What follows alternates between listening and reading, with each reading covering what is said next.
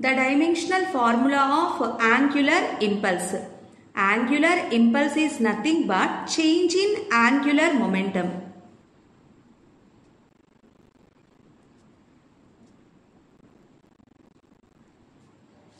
We know angular momentum formula mvr, where m is mass, v is velocity, r is radius.